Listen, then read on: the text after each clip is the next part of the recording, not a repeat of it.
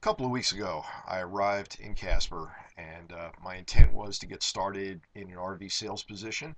And I knew it was going to be at a RV show, so I knew I was going to be overwhelmed. And that, in fact, is what occurred. But something very interesting, a number of very interesting things came out of it.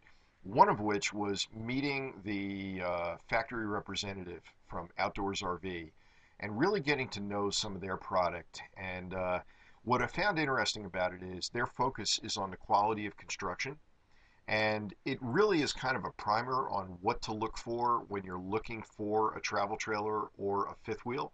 As a matter of fact, I think the quality of their construction is so good, I'm actually thinking about selling my fifth wheel and getting one of their fifth wheels.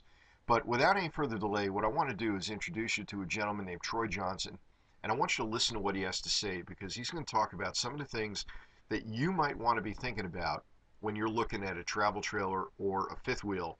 And then at some point in the very near future, I'm going to follow up this video with another one where I walk through one of their units and really show you some of the design features. And again, these are features you might want to be looking for.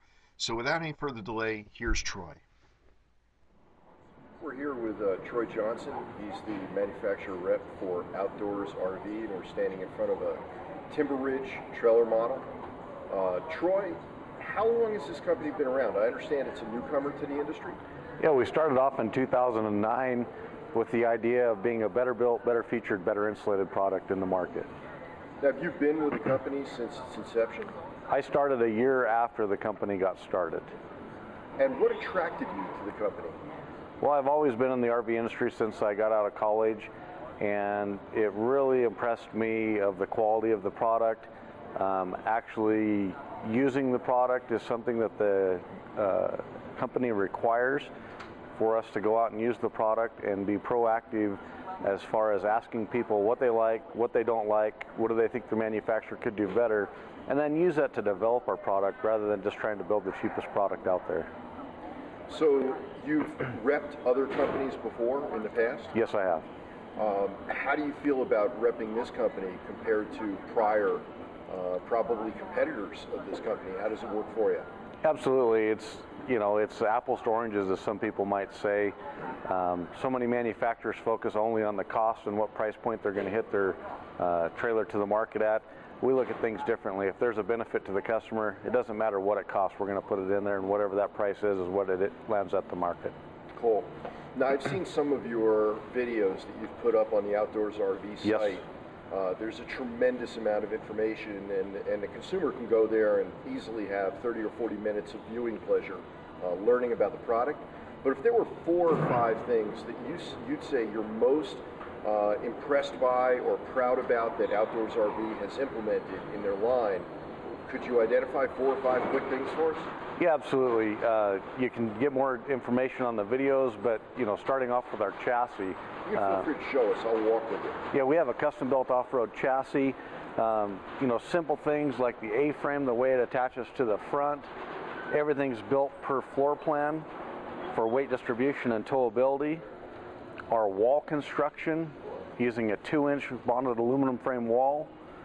Our insulation package of using triple insulation in the roof, 2-inch walls, the thick luggage doors, your outside shower by a thick luggage door, your holding tanks insulated, enclosed, heated with valves all up inside, with another layer of insulation below that, and an enclosed underbelly.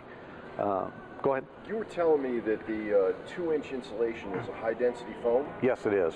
And in the industry, what's standard is sheets of fiberglass?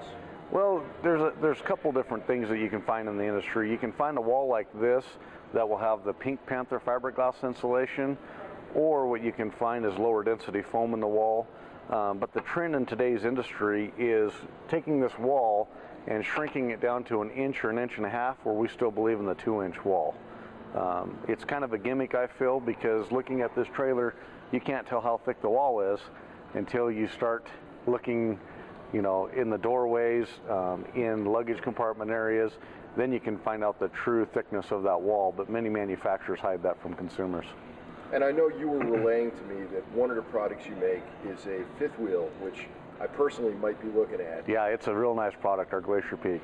And in one of your shows, I think you said it was a Spokane, where the temperature outside was in the upper 20s, you were heating it only by the fireplace, which some people think is a gimmick. Yes. But it's really about a 5,000 BTU furnace, and you were, what, 40 or 50 degrees above the outside temperature inside? Yeah, we didn't have time to get that in the show, and we had it out back, and the only source of heat we could have at the show was that fireplace. And with people going inside and out, just that fireplace alone was raising the temperature in that trailer, which really impressed us. Not only that will give off some heat, but also our insulation package that holds that heat in.